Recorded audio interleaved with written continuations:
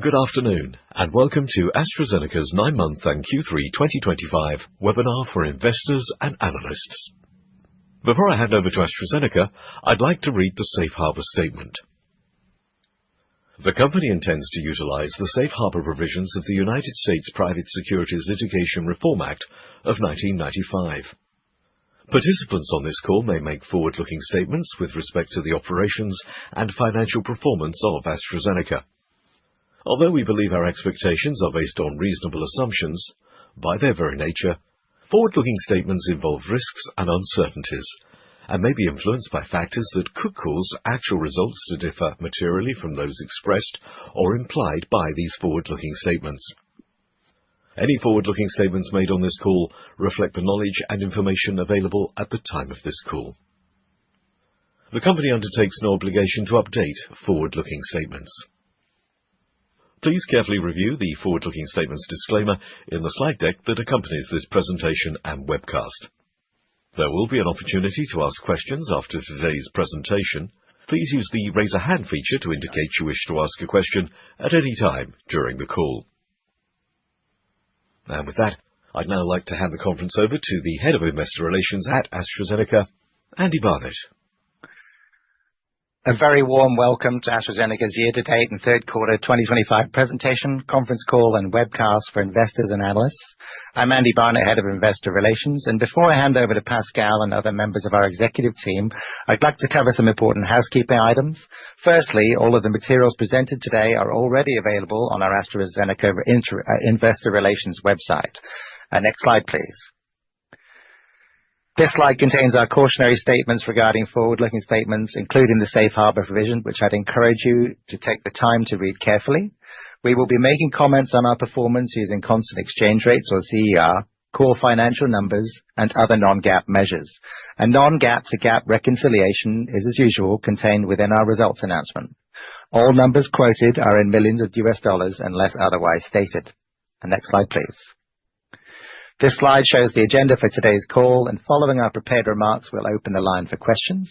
As usual, we will try and cover as many questions as we can during the allotted time, although please limit the number of questions that you ask to allow others a fair chance to participate in the Q&A. And with that, please advance to the next slide, and I will hand over to Pascal.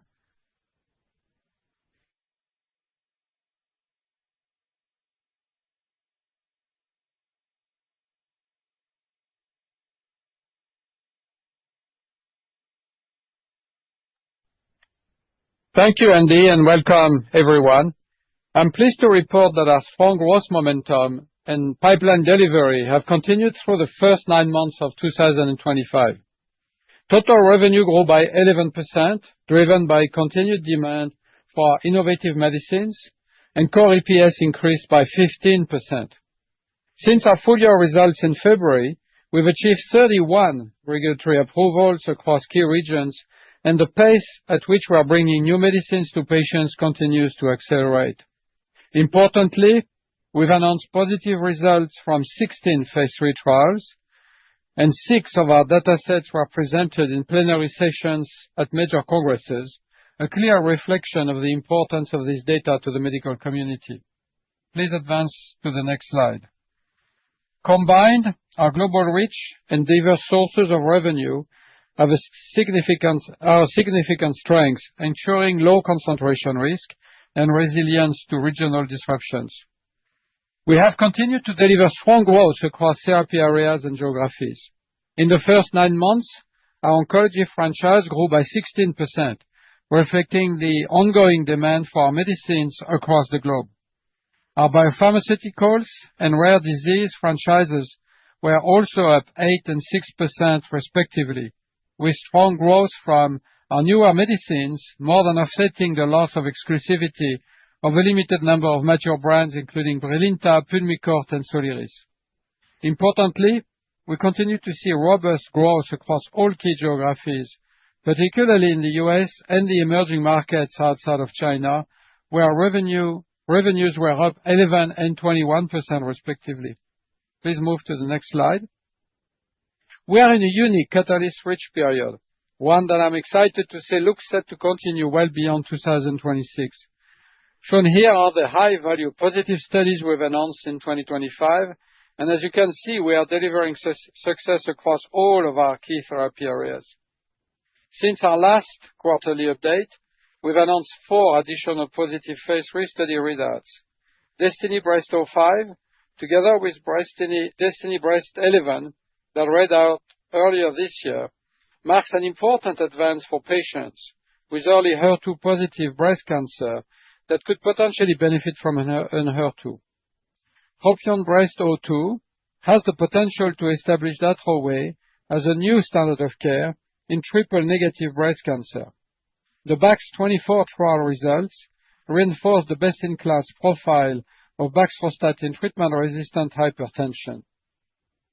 And finally, Philip SubQ will enable us to bring a more convenient subcutaneous administration of Safnelo to SLE patients.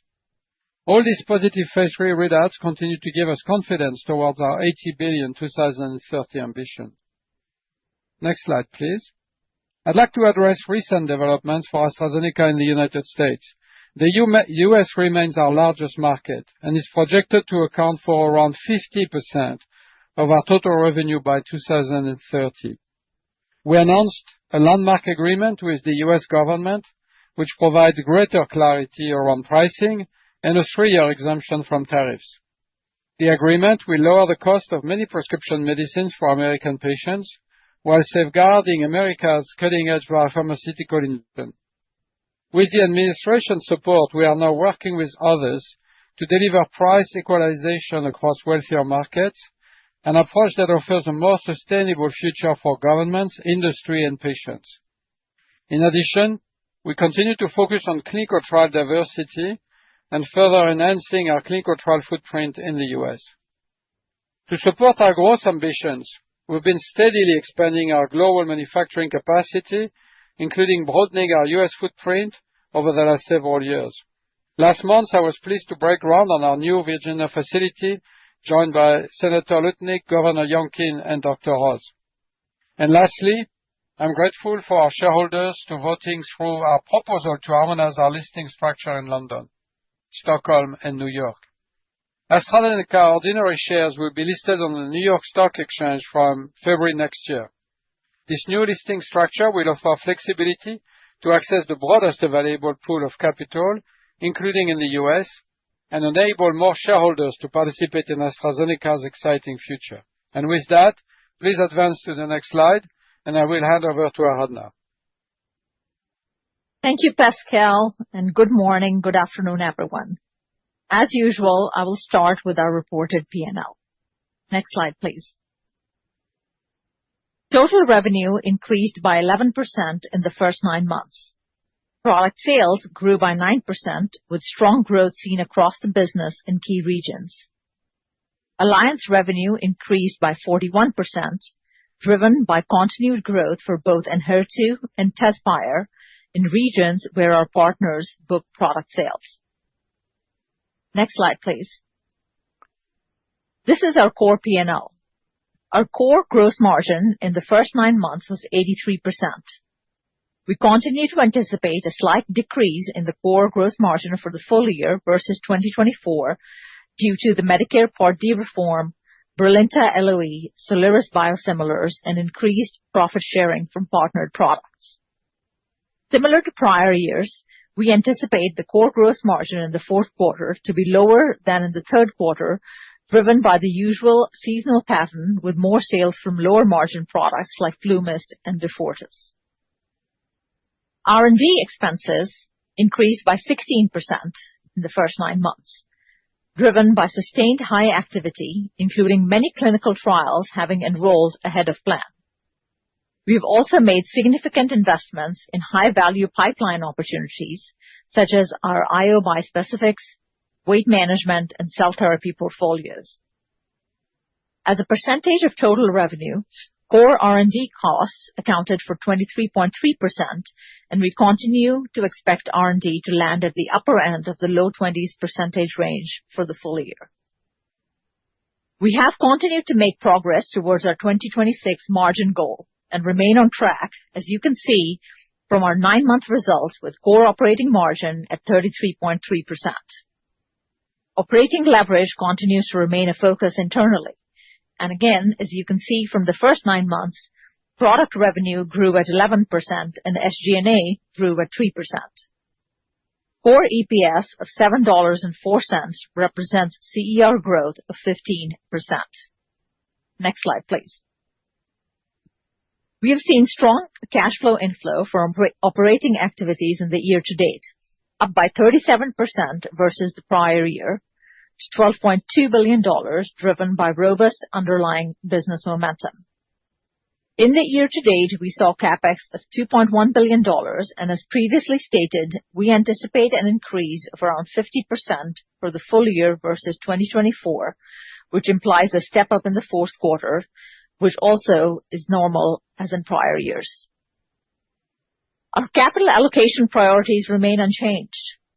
We currently have interest-bearing debt of close to $33 billion, which is a level we're comfortable with, as we plan to continue making investments to support future growth, build our supply chain globally, and further strengthen our R&D pipeline.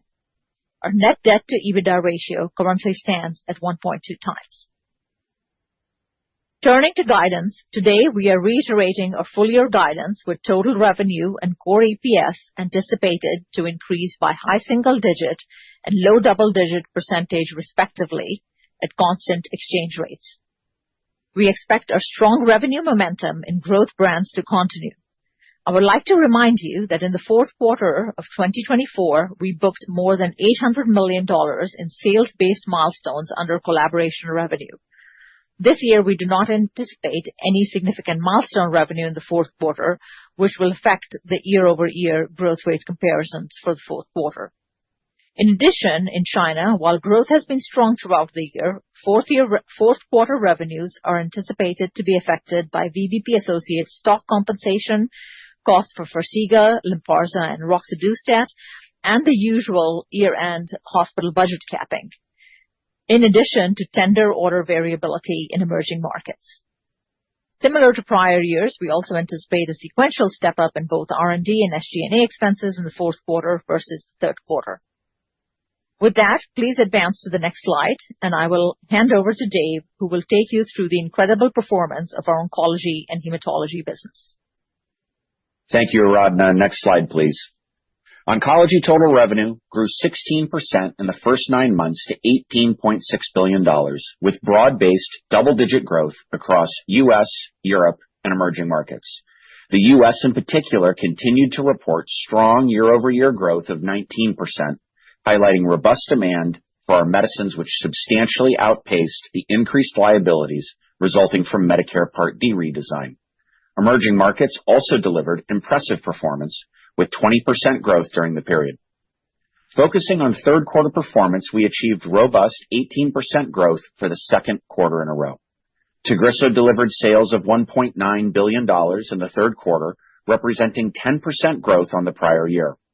Widespread demand across all major regions reinforces Tagrisso's role as the backbone of care for EGFR-mutated lung cancer. The first-line lung cancer combination market continues to expand, with FLAURA2 the clear leader in terms of new patient starts and total scripts. The compelling overall survival results presented at the World Congress of Lung Cancer and subsequently published in the New England Journal of Medicine will drive further leadership. Calquence remains the leading BTK inhibitor in first-line CLL across major markets, with total revenues increasing by 11% to $916 million in the third quarter. In the U.S., we continue to see increased demand more than offset the impact of Part D redesign, with improved market share versus the same period last year.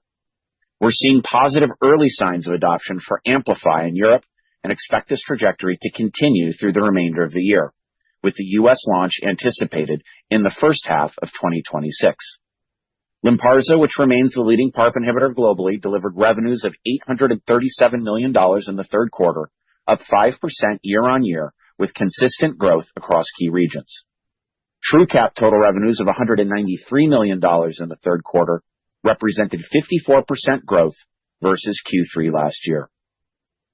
With the AKT-P10 biomarker altered population almost fully penetrated, growth is now primarily driven by increased uptake of the PIK3CA population and ongoing launches in developed and emerging markets. This was another outstanding quarter for our IO franchise, with growth of Imfinzi and Imjudo of 31% and 14% respectively.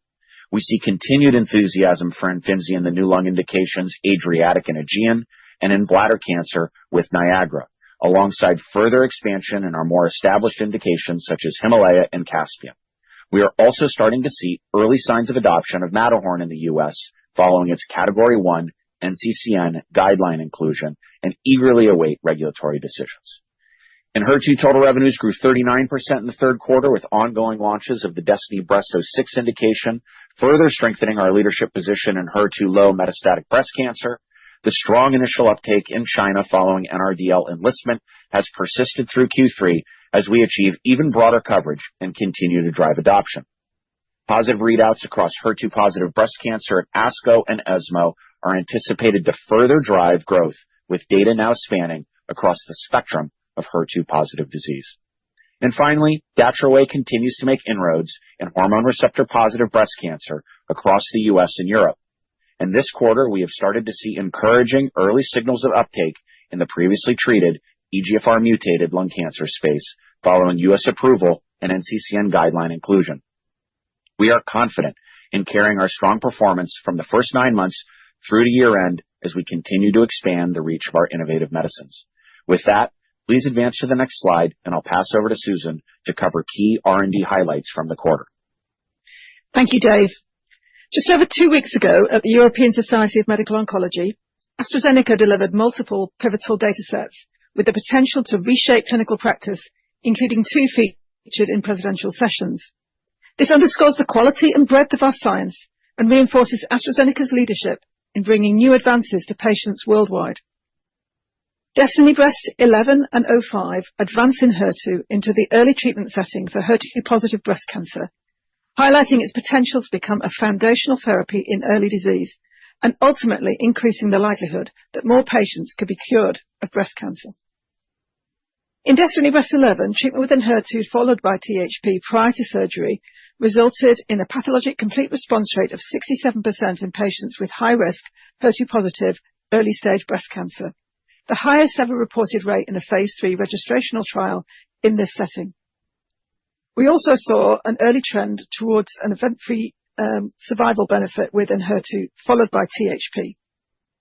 Importantly, this regimen demonstrated a favorable safety profile versus the 5-drug AC-THP regimen, with lower rates of grade 3 or higher adverse events, serious adverse events, and treatment interruptions. This makes DESTINY-Breast11 the first regimen in over a decade to significantly improve outcomes in the earliest treatment setting for HER2-positive breast cancer, and these data are now under FDA review. In DESTINY-Breast05, Enhertu reduced the risk of disease recurrence or death by 53% compared to TDM1 in patients with high-risk HER2-positive early breast cancer following neoadjuvant therapy, with over 92% of patients treated with Enhertu free of invasive disease at 3 years. This dataset offers a critical second opportunity to reduce recurrence risk in this patient population. Taken together, DESTINY-Breast11 and 05 have the potential to transform early-stage HER2-positive breast cancer by reducing metastatic recurrence and bringing patients closer to cure, and this represents a blockbuster opportunity across the alliance.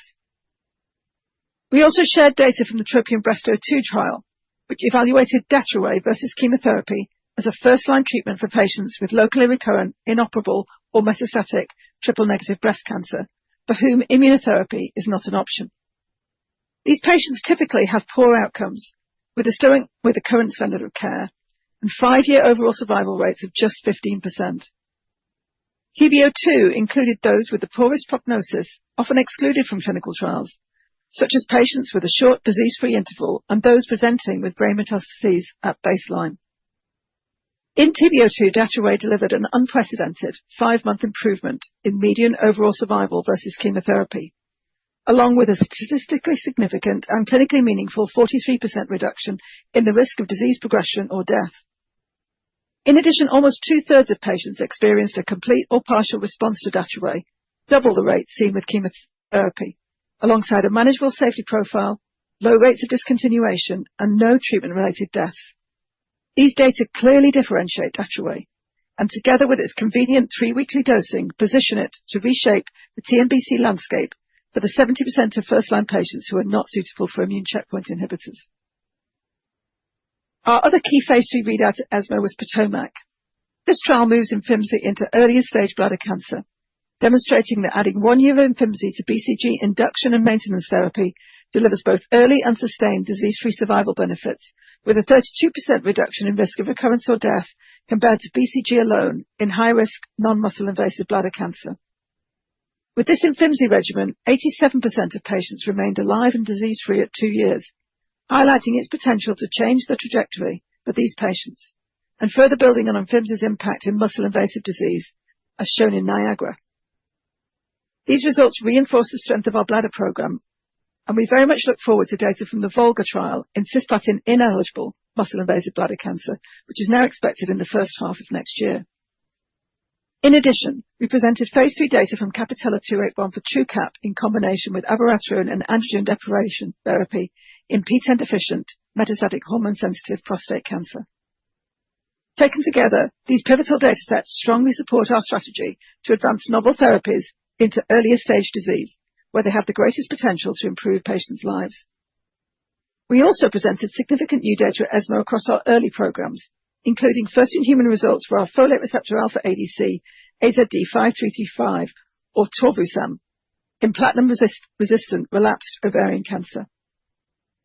New data for our Part1 selective inhibitor Saruparib in combination with androgen receptor pathway inhibitors in metastatic prostate cancer.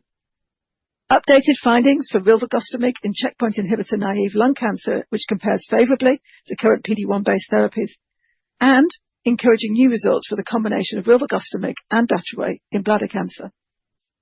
All these results build our confidence in the long-term strength of our pipeline, positioning us to deliver innovation well beyond 2030. Before closing, I want to highlight the upcoming American Society of Hematology meeting in December, where we will present updates of our CD19 CD3 T-cell engagers Suravatimig and our CD19 BCMA dual CAR-T AZD0120. These pipeline assets both have $5 billion plus non-risk adjusted peak year revenue potential and will build our position in hematologic malignancies with the opportunity to set new standards across this space. And with that, please advance to the next slide, and I'll pass over to Ruud to cover biopharmaceuticals performance.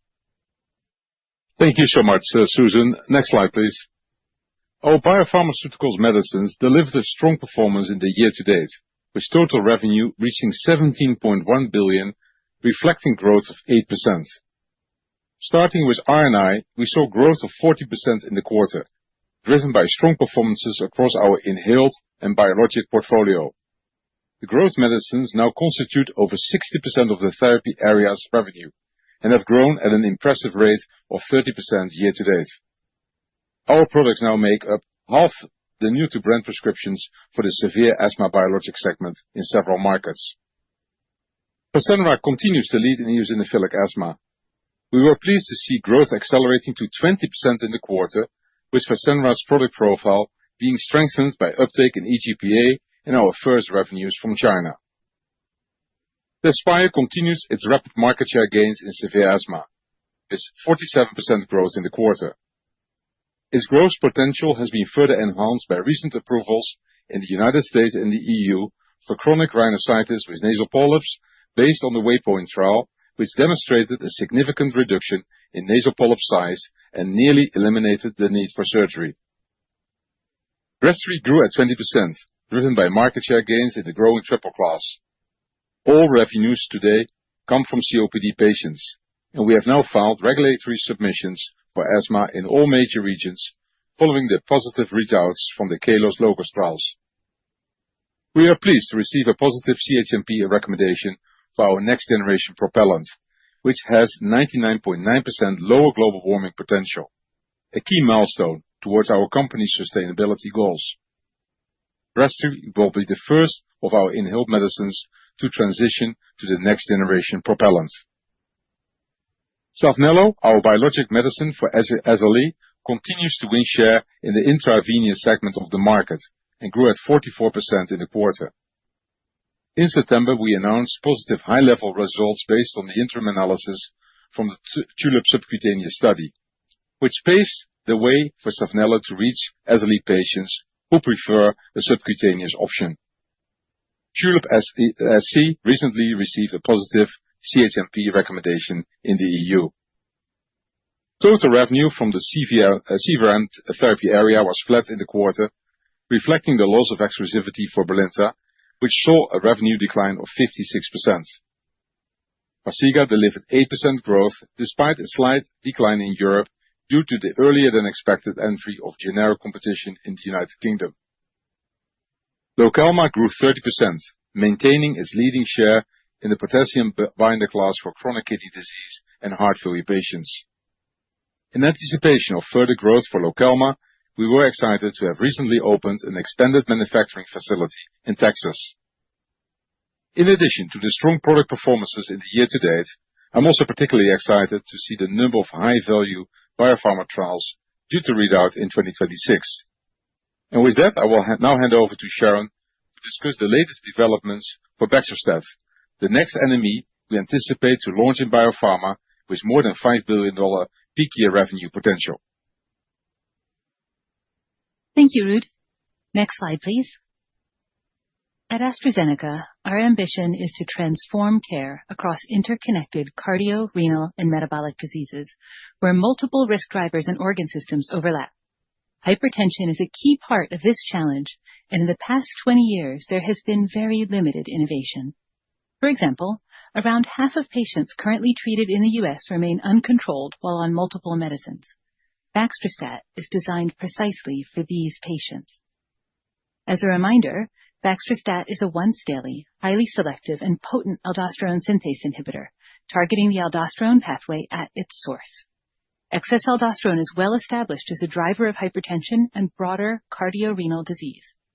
By limiting aldosterone production, Baxdrostat provides a clean, targeted mechanism that has the potential to enable more patients to reach their treatment goals, particularly those with uncontrolled or resistant hypertension. In the third quarter, we presented the first phase 3 data for Baxdrostat monotherapy with the BaxHTN trial at the European Society of Cardiology. We were also delighted to report the positive high-level results for the phase 3 Bax24 trial. Collectively, these readouts reinforce our confidence in Baxdrostat's more than $5 billion potential as a franchise. In the BaxHTN trial for patients with uncontrolled and treatment-resistant hypertension on maximally tolerated background therapy, Baxdrostat delivered the largest systolic blood pressure reduction reported in a primary analysis to date. At 12 weeks, placebo-adjusted reductions were 8.7 and 9.8 millimeters of mercury on the 1 and 2 milligram doses respectively. Responses were highly consistent across pre-specified subgroups, and we saw powerful target engagement with a 60 to 65% reduction in serum aldosterone at week 12. Importantly, this reduction was sustained over time. Furthermore, in the randomized withdrawal period, patients continuing Baxdrostat saw further reductions in blood pressure out to 32 weeks. Baxdrostat also demonstrated a favorable tolerability profile. Adverse events were mostly mild, with no off-target hormonal effects and no clinically relevant drug-drug interactions observed. Confirmed hyperkalemia above 6 millimole per liter was 1.1% in both dose arms, and we saw low discontinuation rates of 0.8 and 1.5% for the 1 and 2 milligram doses respectively. 24-hour control of hypertension matters clinically. Early morning blood pressure variability is strongly correlated to the risk of cardiovascular events, so sustained control of blood pressure between doses is important. Baxdrostat's long half-life is a key differentiator. In an ambulatory sub-study of BaxHTN, we saw substantial reductions in 24-hour average and nighttime systolic blood pressure. Building on this, we recently reported positive high-level results from the phase 3 Bax24 trial, which was conducted in the most difficult-to-treat patients, those with resistant hypertension. In Bax24, Baxdrostat demonstrated a statistically significant and highly clinically meaningful reduction in ambulatory 24-hour average systolic blood pressure. Efficacy was observed across the entire 24-hour period, including early morning. We look forward to sharing these exciting data with the medical community at the American Heart Association this coming weekend. These results solidify baxdrostat's potential as a first and best-in-class option for patients with uncontrolled and resistant hypertension, offering convenient once-a-day dosing with sustained blood pressure control around the clock. We're advancing our regulatory filings and rapidly progressing our robust clinical development program for baxdrostat, both as a monotherapy and in combination with dapagliflozin. And with that, please proceed to the next slide, and I'll pass over to Mark to cover rare disease. Thank you, Sharon. Can I get the next slide, please?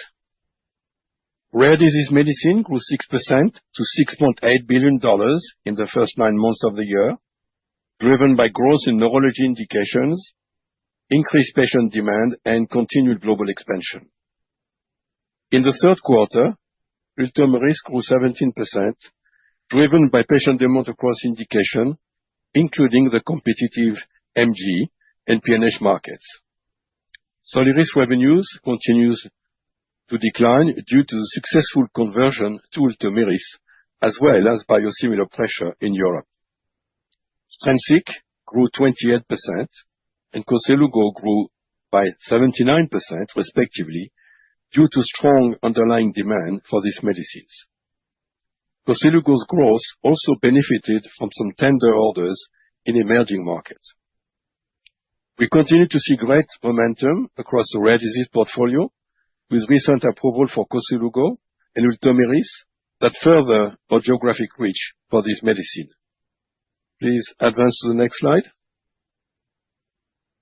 We presented data from our phase 3 PREVAIL trial investigating gefurulimab, a novel dual-binding nanobody targeting C5 in patients with generalized myasthenia gravis.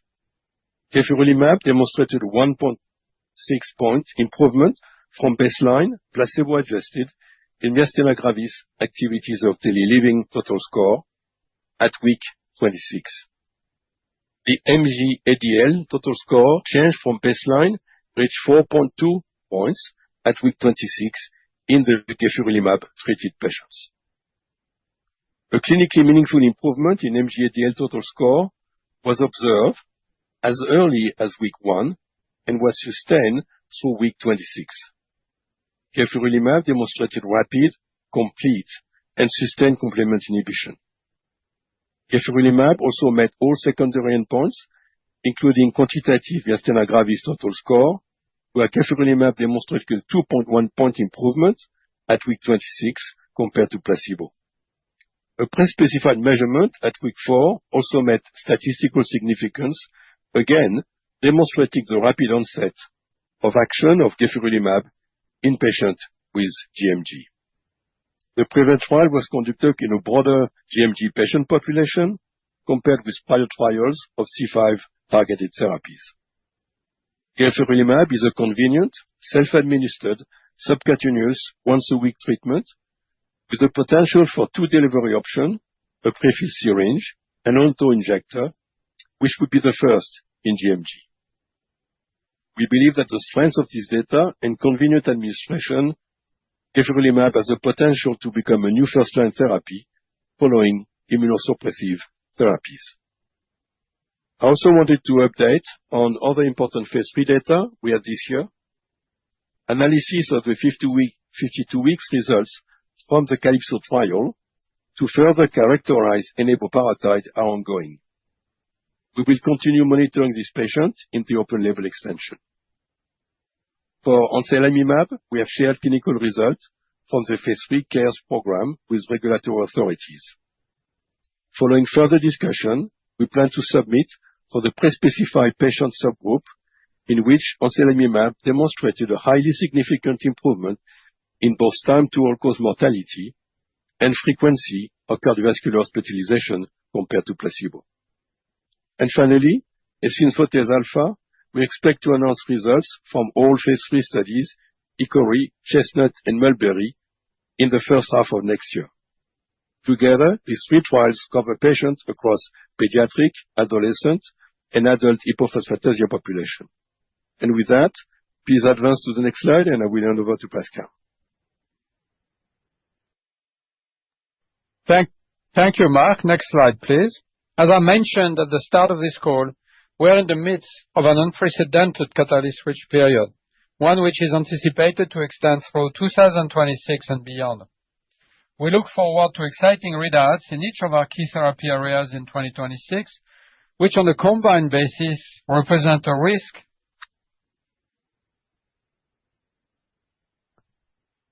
risk-adjusted peak year revenue opportunity of more than $10 billion. Our exceptional performance through the first 9 months saw us deliver a core operating margin of 33.3%. This is a clear demonstration that despite the opportunities to invest in this rich pipeline, we remain committed to driving operating leverage, and we remain on track for both our 2026 margin target of mid-30s and our $80 billion 2030 revenue ambition. Next slide, please. In closing, I'm very pleased to report that we are making exciting progress across our transformative technologies, which have the potential to drive AstraZeneca's growth well beyond 2030. We are moving at pace with our oral PCSK9 inhibitor, laroprovstat, and now we have 3 phase 3 trials ongoing, and we are looking forward to the results from our phase 2 trials across our weight management portfolio next year. We're driving forward with our ADC and our radioconjugate portfolio, with the first phase 3 of our wholly owned ADC, Sonevedo, reading in the first half of next year. Supporting our ambition to replace current immune checkpoint inhibitors with next-generation bispecifics, we now have 14 phase 3 trials underway for rilvegostomig and volrustomig. And we are continuing to strengthen our hematology portfolio with our first phase 3 trial already underway for our CD19, CD3 T-cell engager, surovatamig, and we are planning to advance our CD9, BCMA, CAR-T, AZD0120 into phase 3 next year. And lastly, our first gene therapy is now entering the clinic. And with that, please advance to the next slide, and we will move to the Q&A. As Andy mentioned at the start of the call, please limit the number of questions you ask to allow others a fair chance to participate. For those online, please use the raise hand function on Zoom. And with that, let's move to the first question.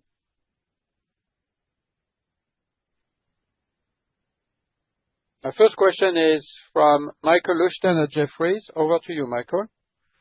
Thank you, Pascal. 2 questions for you, please. One, thank you for the comments around the environment in Washington. I was just wondering if you could comment on what is the risk of residual activity coming from the administration? How confident are you that the deal that AstraZeneca has managed to secure removes enough of the overhang so we don't have to look over our shoulders constantly as we think about R&D productivity and the cost of innovation?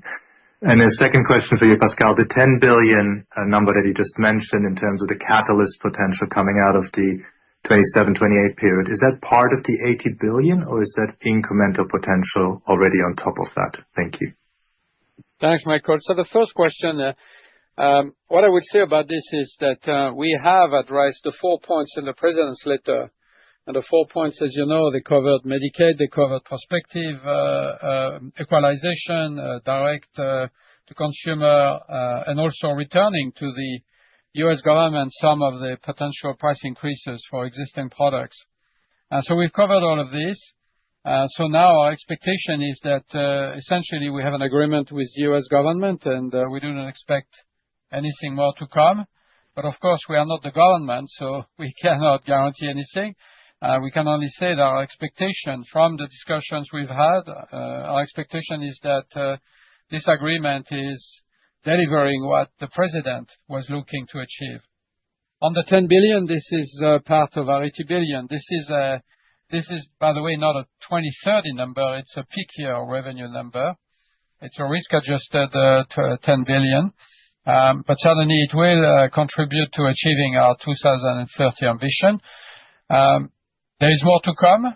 We have a number of readouts next year, and we expect from the readouts, we expect another 11 billion of risk-adjusted sales to come out of these readouts, assuming, of course, they're positive. We could get even more. So, as I said before, it is quite unprecedented for us as a company to have such a rich series of readouts across not only oncology, but also hematology, cardiovascular disease, respiratory disease, immunology, rare disease. So really, I would say the company is firing from all engines in terms of our ability to innovate and come up with new products. So with this, I'll move to Sarita Kapila at Morgan Stanley. Sarita, over to you. Hi, thanks for taking my question and the comments on 2026 margins. Perhaps you could indicate your level of comfort on where 2026 consensus sits at the low end at 34% and talk about the step up to get there. And then more broadly, could you speak about the pushes and pulls, please, on 2026 margin?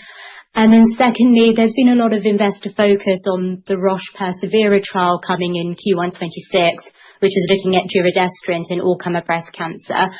Could you talk about the potential read across to camizestrant? Are there any notable differences between the molecules or any differences in the trial design that could increase chances of SERENA-4 success versus Persevera and why it may not be a good read?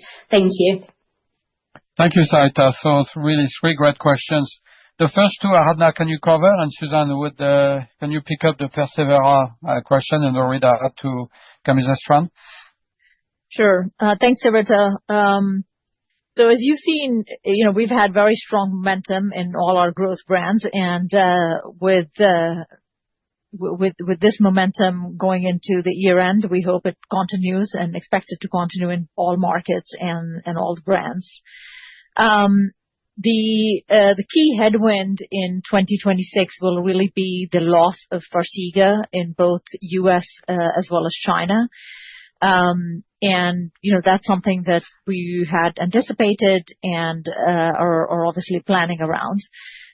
We're right now going through our budget process, and we'll take all these different pushes and pulls as well as the recent agreement with the U.S. government and all those impacts into account as we set our budget. We will continue to invest behind growth brands and plan for new launches such as Baxdrostat, Gami, and Dato.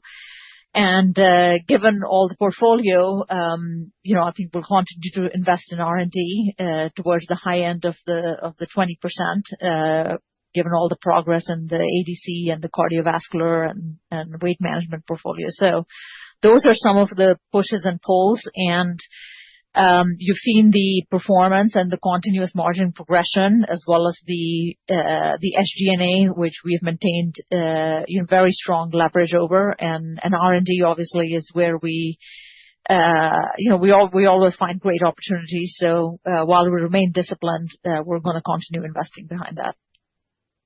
Thank you, Hannah.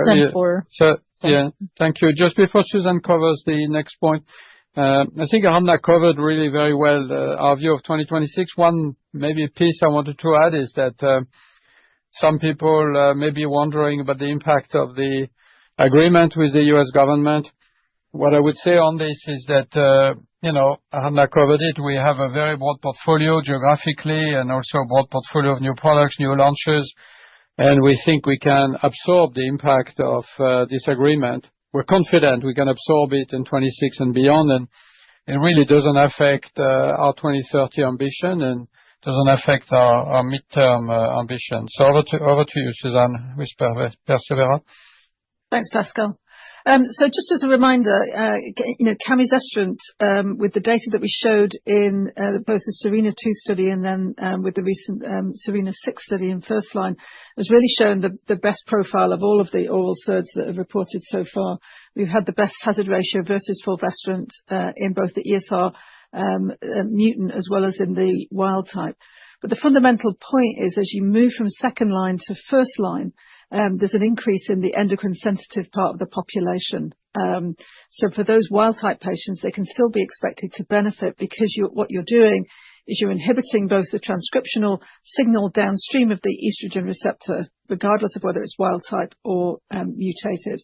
And you're also reducing the amount of that receptor through degradation to very low levels, and we showed that in the SERENA-3 study. So both those mechanisms of action are expected to be superior to the aromatase inhibitor component of current first-line backbone therapy.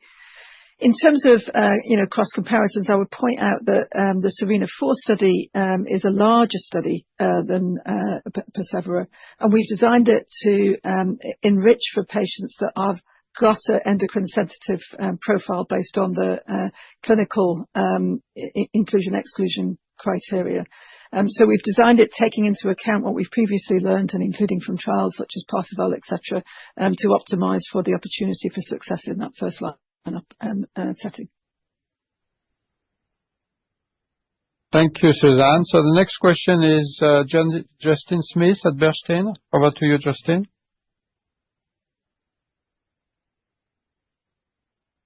Justin, are you? All right, go ahead. Yep. Yes, I hear. Just a couple on Wainua for Sharon or Ruud. Just firstly on CardioTransform, just your thoughts on whether that could meaningfully reshape treatment guidelines long term, and then also just your thoughts on whether any new simpler diagnostic tests are coming soon to potentially expand the cardiomyopathy population. Many thanks.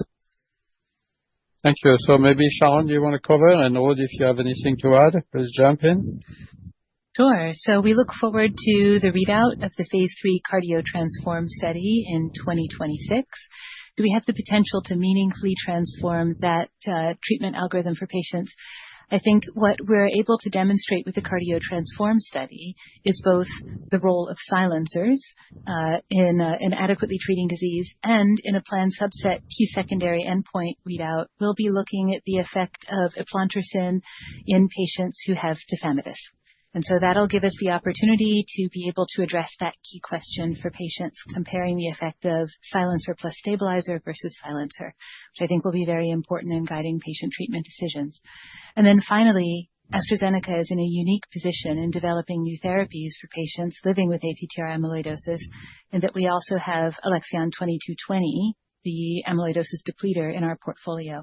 And we continue to work towards creating a combination approach of a depleter and a silencer, which we think could be truly pivotal for patients living with ATTR amyloidosis. Now, with regards to diagnosis, we know that's a key part of the patient journey. And we know that this is not simply a hereditary disease. The hereditary variants are rare, but the disease is not. This is also a disease of the aging. So being able to screen for and detect patients earlier in their disease progression will be really fundamental to offering patients improved outcomes. So to that end, we are exploring a number of different opportunities to be able to more accurately and earlier diagnose ATTR amyloidosis. And those include AI-informed models that allow us to identify patients on screening with echocardiogram or potentially EKG, as well as developing new biomarker assays to be able to detect soluble amyloid. So we continue to work on all fronts to be able to drive both earlier detection and earlier treatment. Thanks, Sharon. Ruud, anything you wanted to add? Or? No, just like everyone is eagerly awaiting for the results. What hasn't mentioned yet by Sharon is that it is the largest CM trial so far in ATTR cardiomyopathy. And if successful, hopefully we will see a CV mortality benefit, which of course is extremely important for treating cardiologists. Now, on top of that, we're very pleased to see, let's say, the progress we are making in the first indication, the PN indication. So we can only hope for patients and also for the company and other interested that the ATTR CM trial will be positive, and we will know that in the course of 2026. Thank you. Sachin Jain, Bank of America. Over to you, Sachin. Hi there. Thanks for my questions. I've got one each for Sharon and Susan on phase 3 starts you've each referenced. So for Sharon, I wonder if you could just remind us of the obesity portfolio, the oral and amylin, as we look for phase 2 data next year. How are you thinking about your target competitive profile, given the competitive landscape is rapidly changing? Obviously, with oral, we've seen the ortho data since you last presented, and with amylin, we've had the Lilly data out today. And then for Susan, I think you referenced the phase 3 start for the BCMA CAR-T, where we see data at ASH and 5 billion peak. Just looking at the abstract, it looks like you've got 100% MRD negativity in almost fourth-line patients. So just wondering how you're thinking about the fastest route to market for that, and beyond efficacy, how you're seeing differentiation on safety and administration. Thank you. Thank you. Sharon, you want to start? And then Susan? Sure. So, Sachin, as you know, we are moving forward with multiple molecules in our weight management portfolio. That is AZD5004, that's currently in phase 2 for patients with obesity and type 2 diabetes. AZD6234, that's our long-acting amylin peptide subcutaneous injectable that is also in phase 2 for the same patient populations. And AZD9550, and that's our dual GLP-1 glucagon receptor agonist, also subcutaneous injectable, also in phase 2. As we move all three of these forward at pace, of course, we're looking to have highly competitive molecules that give us reason to believe that these could be valuable treatment options for patients. As we move forward, we're also thinking about the potential for market segmentation, and we know that there will be room for multiple mechanisms. And, the bar is high. We've seen the very interesting data from eloralintide today. And so that gives us more reason to believe that a selective amylin receptor agonist, similar to 6234, has the potential for efficacy in terms of weight loss and better blood sugar control for patients with type 2 diabetes. So we have seen no red flags to date and continue to move forward at pace and expect to enter phase 3 pending competitive data, and we'll be making those decisions in 2026.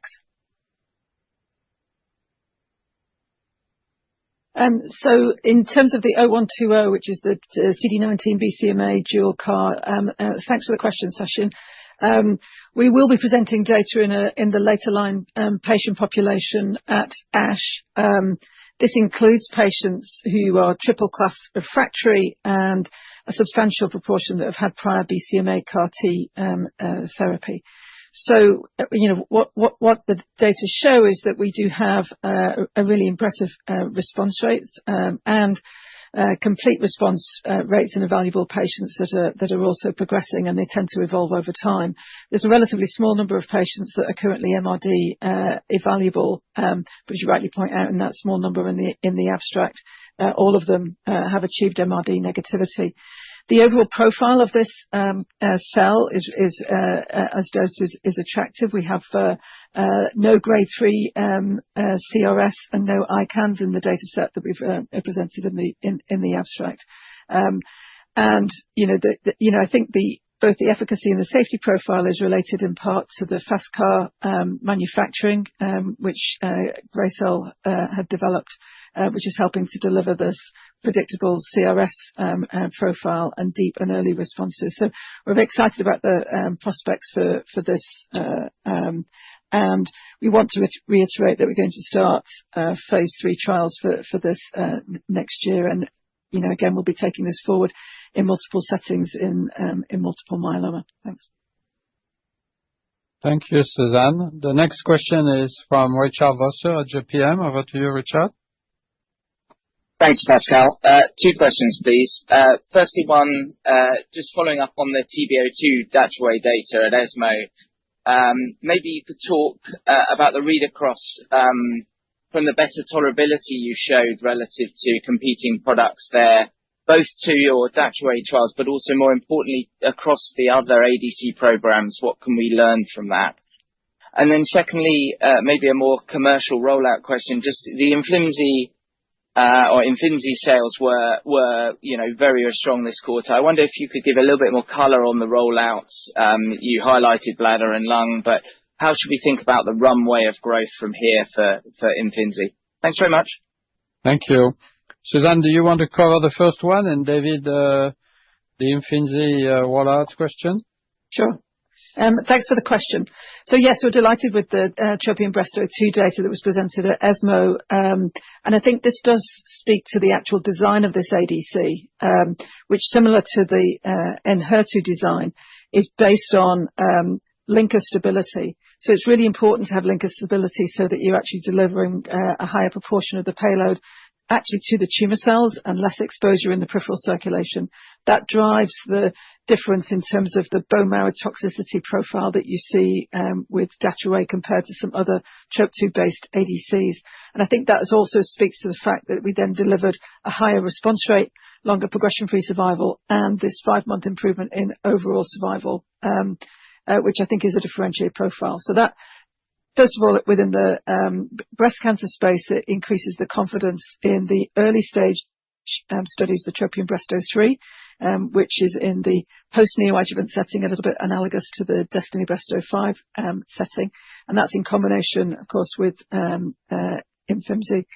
The TROPION-Breast04 setting, which is in the neoadjuvant treatment of triple-negative breast cancer, and then TROPION-Breast05, which takes that doublet combination of Datroway and Imfinzi also into the first-line setting. So, with those studies, plus, of course, the lung cancer studies, the AVANZA studies, I think the profile that we've got is one that we're confident about, and we look forward to having the future readouts in the coming months and years. Thanks. Thanks, Susan. With respect to the Imfinzi growth drivers in 25 and outlook moving forward, I think it has really been a great example of delivery against multiple new life cycle expansion opportunities. The primary growth drivers have been with Adriatic and small cell, Aegean in early lung cancer, and then also Niagara has also been an important area of growth. All three of those represent opportunities for us to continue to see full year benefits across the globe as we launch those. Now, there is competitive pressures that we face on all of those. With that said, our differentiation, I think, is strong, and our first mover advantage is clear. I would also just point out that very importantly, we've got positive studies with Matterhorn, with strong overall survival that was presented at ESMO. We've got Potomac. Those are both studies that we are looking forward to hopefully achieving regulatory approvals across the globe. And there'll be further readouts as well that we have coming forward from here. So the Imfinzi trajectory is one that has been both strong and I anticipate will be sustained. Thank you, Dave. Next question is from Peter Verdult at Exane. Over to you, Peter. Yeah, thank you, Pete. Vidal here, BNP. Apologies for any background noise. Two questions for you, Pascal.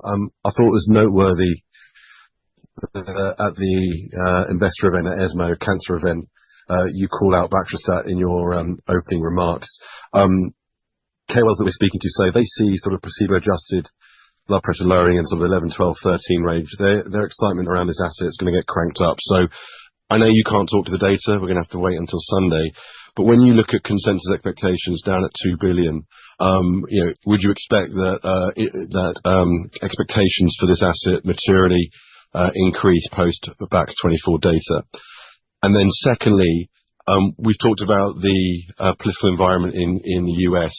I mean, the industry wants to and has to invest more in the US, wants to invest more in China. Where's that leaving Europe? I mean, what's the political environment in Europe? Are the politicians waking up to the direction of travel? Do you think that the innovation debate can be genuinely had in Europe, or are you more, should we say, sanguine about the outlook of regarding innovation being paid for in Europe? Thank you, Peter. So let me start with Baxdrostat, and then maybe I'm sure Ruud, who is very excited about this product, will want to add some more. I'm personally very excited about this product because not only because hypertension, uncontrolled hypertension is a big problem. A lot of people are on 3 drugs and still uncontrolled. That drives kidney disease, heart disease, cardiovascular events. So that's a big unmet need, much bigger than people understand, really. The second reason is the effect on aldosterone, the 60-65% reduction that Sharon mentioned a bit earlier, I think will prove over time a massive benefit, because aldosterone has not only effect on blood pressure, but also deleterious effect on the organ. It still has to be proven, but I think there's good reason to believe it is actually the case, because it docks on not only aldosterone receptor, but also other receptors that are not blocked by traditional MRAs. And if you have too much aldosterone in your body, it drives organ damage over time. So I think this is going to prove really a big deal. And then you will see the data we have over 24 hours. This is really important because you need to control blood pressure at night, in particular the early morning. Sharon mentioned it. That's when people tend to have cardiovascular events, stroke, MIs. So again, this long-lasting effect over 24 hours is important, and I can tell you, you won't be disappointed with the blood pressure reduction you will see. Rod, anything you want to add in terms of the question about peak sales and the potential for this agent? Yeah, no, of course, and we are very excited, and hopefully on Sunday you will see why. I'm not going to speculate whether it is more than the peak, the 5 billion peak year sales we have articulated. The only thing I can say, Peter, is that we have in total 7 studies on this program as we speak, and there are a few studies also in the fixed dose combination with dapagliflozin, and Pascal was alluding to that. Yes, blood pressure in itself is important to control that, but it has a quite devastating effect on the kidney. And we truly believe that the combination of a well-known product like dapagliflozin plus the potential effect, the positive effect of baxdrostat, will be a very substantial driver. Whether it is 5 billion or perhaps even 10 billion, time will tell. But there is an enormous amount of excitement, not only in the company, but more importantly among physicians for this product. And let's not forget, that's my last remark, that if a 10 millimeter mercury increases your risk of a MACE event with 30%. So I think you will see a renaissance of the treatment of hypertension with a product like baxdrostat. So very exciting. Thank you, Rod. And the U.S. political environment, I mean, we've talked a lot about it, and this issue has been long coming, in my opinion, because if you go back 20 years or so, there was limited difference in pricing between the U.S. and Europe. Let's talk about Europe for a second, really. And over time, what has happened is there's been a growing difference, mostly because in Europe we've been facing price cut, clawbacks, a whole cottage industry of price reductions and control of access. And if you look at healthcare costs today, 20 years ago, I guess healthcare, 20, 30, 15% of healthcare costs were dedicated to pharmaceuticals, innovative pharmaceuticals in particular. Today, you are at 7, 8, 9%, and one of the lowest is the UK with 7% of healthcare costs dedicated to innovative pharmaceuticals. And you got to ask yourself, I mean, what can you do with 7%? Not much. It creates limited room for innovation, and innovation that can save lives, but also reduce healthcare costs by delaying things like dialysis, saving patients' lives and in cancer, etc., etc. So I think there has to be a rebalancing because the U.S. for the last number of years has been really paying for the cost and the risk associated with innovation. We should never forget the risk. Everybody talks about the cost, but there's a massive risk. I mean, we have a portfolio committee, and very often we spend several $100 million in one meeting. And if those studies fail, it's a lot of money in the rubbish bin. We've been lucky. This year we've had almost 90% success rate with our phase 3, but that's not the norm, right? So people have to realize innovation is expensive, but it's also very risky. So I think there has to be a rebalancing, and Europe has to, cover a little bit more of this innovation by increasing budgets allocated to innovative pharmaceuticals. And, finally, I would say that if you look at innovation, it's happening in the U.S. Very rapidly. Now it's happening in China, and there's not so much in Europe. So it would be great for everybody, starting with patients, if Europe was also innovating a lot in our industry.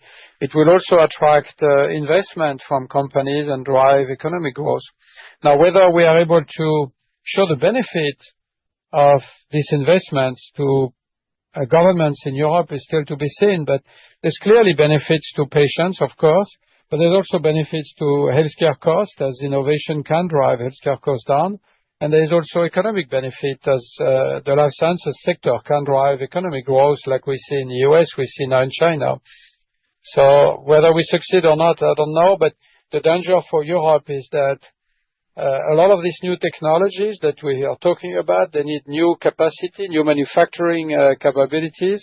And right now, this is going to happen in the US.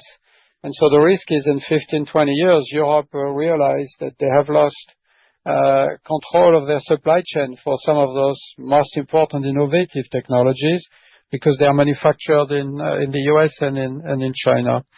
So, more to come, and of course, a lot of convincing to try to achieve, but we'll see whether we are able to do that or not. So with this, I'll move to the next question. Matthias Häggblom at Handelsbanken. Over to you, Matthias. Thanks so much. Matthias Häggblom, Handelsbanken. 2 questions, please. Firstly, on Forxiga, following the invalidation of the patent in the UK and subsequent generic launch, remind me why this loss would not encourage generic companies to explore similar challenges elsewhere in Europe prior to patent expiration in 2028, and why the situation in the UK was unique. And then secondly, for Sharon, Merck will present phase 3 data for its oral PCSK9 inhibitor this weekend. Once we get the detailed data, what in particular will your team be studying to better understand its clinical profile and how it compares with your own small molecule PCSK9 inhibitor currently in phase 3? Thanks so much. So in the first one, I can quickly cover in the interest of time.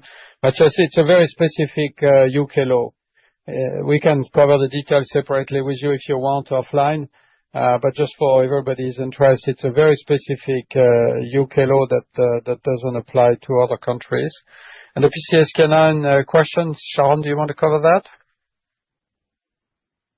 Sure, I'd love to. So as you know, our own laraprovstat is a true small molecule inhibitor of PCSK9 currently in phase 3.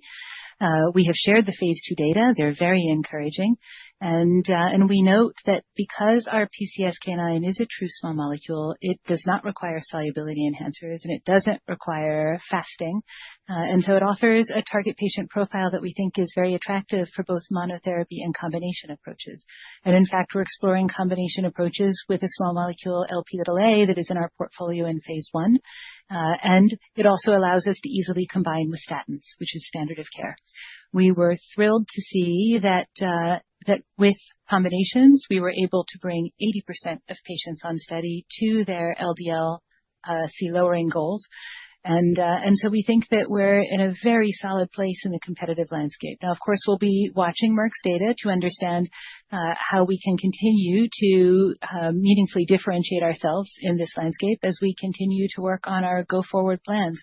We remain very positive about the potential for laraprovstat in this environment and for the potential to really meaningfully change patients' lives because dyslipidemia is not yet solved. We know that the majority of patients aren't reaching their LDL-C lowering goals, and so there's still a major unmet medical need in the marketplace. Thank you, Sharon. So we still have quite a number of questions. So can I suggest that we go one question per person, and we on our side will try to be short in our responses. So the next one is Seamus Fernandez. Over to you, Seamus. Oh, thanks very much. So my one question is on the competitive developments and the evolution of the treatment of asthma and COPD. Just hoping, Ruud, if you could comment on your, primary competitors outside of Dupixent, but GSK specifically, making moves to advance long-acting agents, both depemokimab and their potential long-acting TSLP program. Can you just help us with your thoughts specifically on the value of having long-acting agents in that marketplace and how your own, whether it be pipeline pursuits or separately your own existing portfolio, is built to defend against that? Thanks so much. Yeah, thank you so much for your question. And let me first emphasize that where we are as a company with both Fasenra and Tezspire is very pleasing. We have now for the second consecutive quarter, sales of above $500 million for Fasenra. So the product is now annualizing of more than $2 billion a year. And the reason I'm mentioning it is that in all the market research and our own experience in the last few years across all geographies, clearly efficacy is the number one reason to prescribe a product. And I think that's very important in the choice of physicians. Having said that, there's always room for further other modalities, and AstraZeneca is putting a lot of effort in order to generate the first inhaled TSLP molecule, which is quite exciting, in order to broaden the patient access for severe uncontrolled asthmatics. But we think there's a high unmet medical need for the simple reason that still too many patients are suffering from severe asthma and are not eligible for an injectable. So moving earlier in the treatment paradigm with an inhaled TSLP, if it is working, of course, and we will know that in the course of 2026, I think will be a huge advantage for so many patients still suffering. But all in all, it's clear that there are great products. We are in a very good position. We're the market leader in new-to-brand prescriptions, as I mentioned in my prepared remarks. But there's still an enormous opportunity to further accelerate the biopenetration. And last but not least, we are at the verge in order to launch Fasenra in China, which is another very important growth driver for us as a company. Thank you, Ruud. The next question is from Matthew Weston at UBS. Over to you, Matthew. Thank you, Pascal. I think it's probably a question for Dave, but you flagged in your comments that 25 has been or seen a very significant benefit from new patients due to lower Part D copays. Of course, that's allowed companies to bring free drug patients into paid coverage. As we think about 26, do we need to consider a significant slowdown in the underlying growth of some of your assets as that free drug warehouse bolus runs out? And if yes, which product should we be most aware of? Dev, do you want to cover this? Yes, please. Thanks, Matthew, for the question. So I think just to take a small step back, if we compare what we'll expect to see in Q1 26 versus 25, first we'll have a good, if you will, apples to apples comparison because both quarters will include the impact of the Part D liability. Secondly, I think also we will continue to see benefit of patients staying on commercial medicine who had switched over this year or were otherwise abandoning. So I think that one of the things that is really important here is that if you take a look at the oral medicines, Tagrisso and Calquence in particular, although it's also true of Lynparza, they have fairly long durations of therapy. CLL with treat to progression, Tagrisso in terms of the early settings, but also indeed what we see with FLAURA2. So I would expect that patients who've come over to commercial medicine as opposed to being on free drug, that will continue to see the benefit of those patients and the TRXs come into 2026. The bolus patients who would have been your prevalent pool who came on as the copay cap went from the mid-300s down into the 2000s.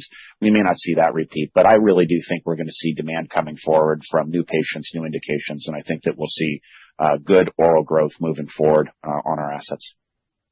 Thanks, Dave. Maybe I could add that, a year ago, you may remember a number of people were worried about the impact of the Part D liability on our growth rate. And you can see we've been able to manage that as we said we would. And Dave and his team have been doing an amazing job driving usage and growing our share and growing the volume to compensate for this Part D liability that we've had to absorb in 2025. The next question is from Steve Scala at Cowen. Steve, over to you. Thank you so much. Actually, a question on Calquence. Is the upper end of the peak sales guidance of $3 to $5 billion still achievable given the positive data from competitors, Calquence's 2027 IRA negotiated price, which you presumably have by now, and Imbruvica's IRA negotiated price? And related to all this, was the Calquence IRA price in line with your expectations? Thank you. Dave, I think it's for you again. Steve, thanks for the question. On your last piece, we will share the IRA negotiated price on Calquence once that's public, which will be happening later this quarter. What I do want to comment on, though, with respect to your peak year sales question, recall that when we put forth the ambition for 2030 in 2024, we had visibility at that time into the fact that we anticipated that Calquence would be an IPAY. So that's absolutely consistent with the expectations that we had. We expected that we would get positive data from Amplify. That's come through and been part of what we've seen. And I think that we've seen really even better than we expected volume growth of Calquence, particularly within the United States.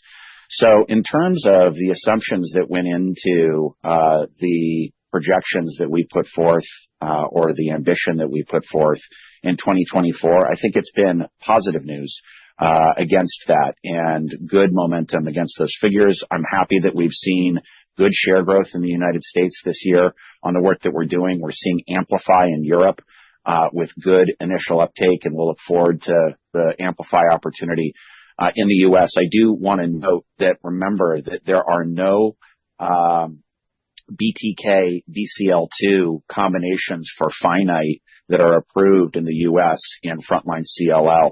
There's a large number of patients that are receiving a finite treatment that don't involve BTK at all, and we see this as an important opportunity for the asset going forward. Thanks, Dave. So still lots of growth coming from those approved or soon to be approved indications, and we also have Escalade in DLBCL that is still to come. Next question is Rajan Sharma at Goldman Sachs. Over to you, Rajan.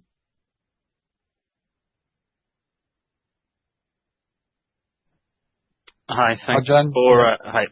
Thanks for taking my questions. I just wanted to get your thoughts on Enhertu's trajectory from here, given that we now have the DB09 and the DB11 data and PDUFAs next year, which have been seen historically as two of the largest opportunities. Some of our KOL feedback has suggested that initial uptake may be a little bit tentative to begin with.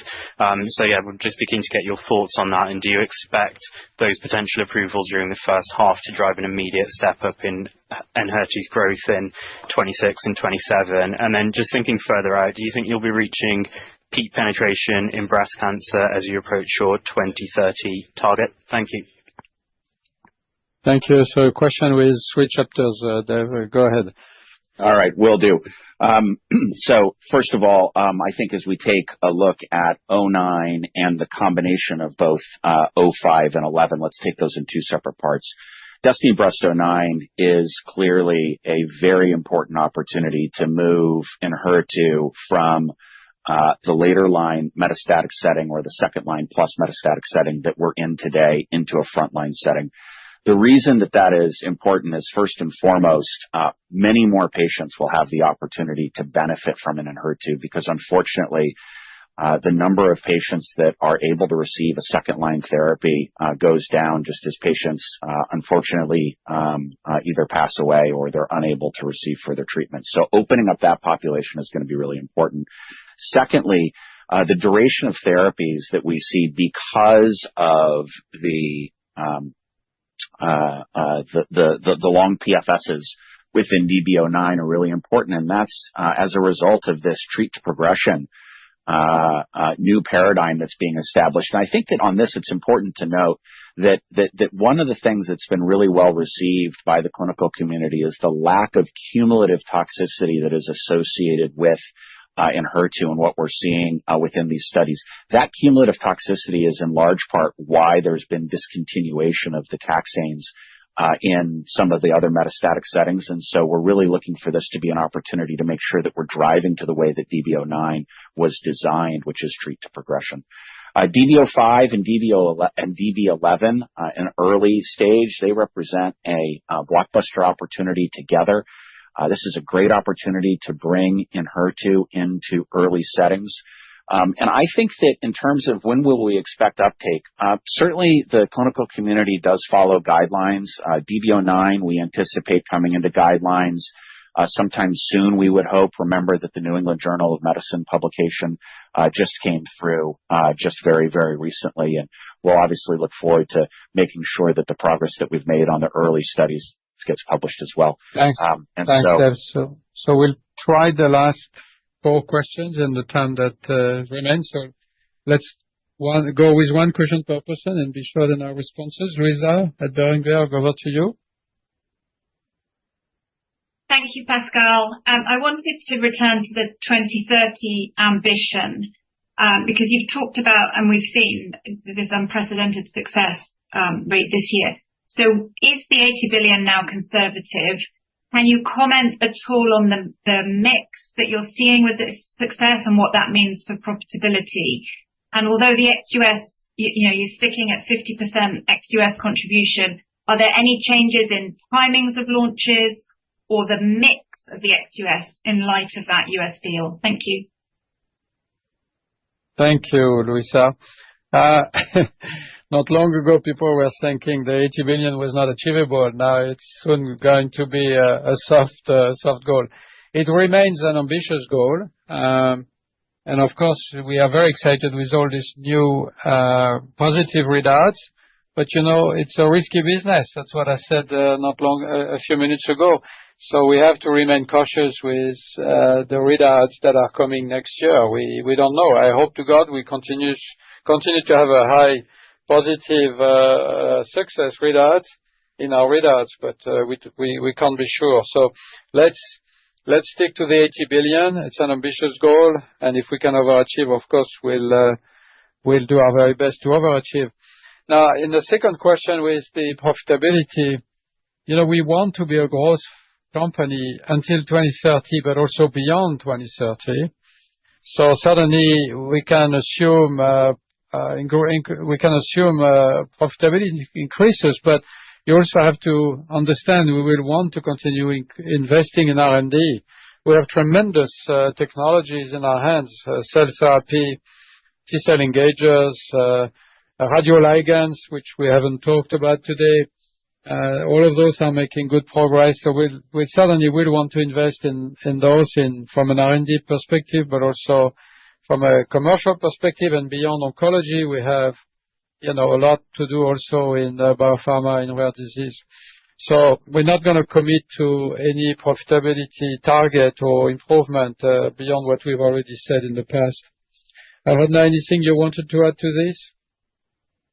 No, not at all. It's a long answer, obviously, with a lot of moving parts, so maybe another time to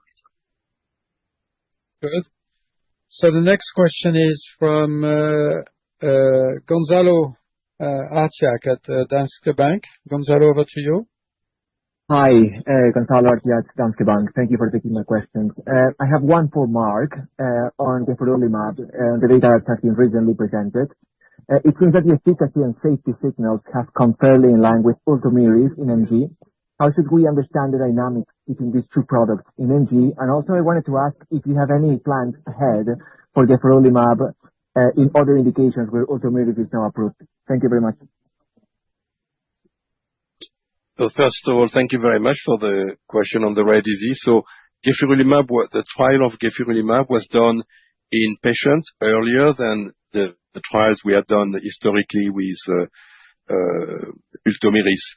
You will remember that Alexion was a pioneer company to obtain the first approval with modern medicine in myasthenia gravis, and subsequently after Soliris, we developed Ultomiris, and now we go one step earlier.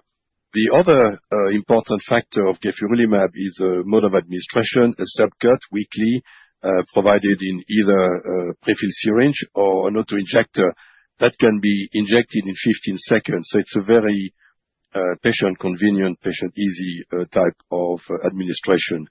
And the speed of onset has been demonstrated in the study, and also the sustainability is, as good as it was for Ultomiris. So that's what I can say about gefurulimab. Thank you. Thank you, Mark. And the last question is from Simon Baker at Redburn. Over to you, Simon. Thank you, Pascal. Just changing the subject slightly, something we don't ask many questions on, but one for Susan. Could you give us an update on your confidence in Soni vedotin as we come up to the gastric phase 3 data in H1 26, and also some thoughts on the broader scope of Claudin 18 beyond gastric? Thanks so much.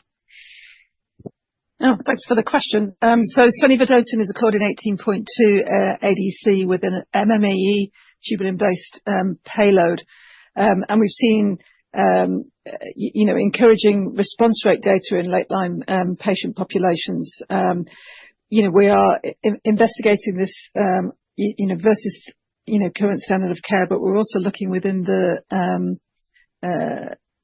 potential to take it into earlier line settings, including in combinations. And you'll have seen, of course, that there are exciting opportunities for MMAE-based ADCs in combination with IO therapy. So I think that represents a significant opportunity for Sunny-V.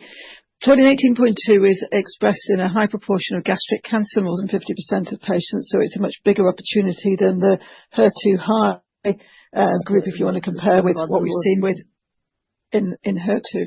And I think it's also expressed in pancreatic cancer. And we are looking at the data in pancreatic cancer as well. I mean, of course, there the bar is high. So what we've done is go forward with the gastric cancer opportunity first, and we'll continue to explore the opportunity for this and also a topo-based ADC with a Claudin 18.2 targeting also in pancreatic cancer, just to see which payload works best there. Thanks. Thank you, Suzanne. So in closing, maybe a few words back to Louisa's question.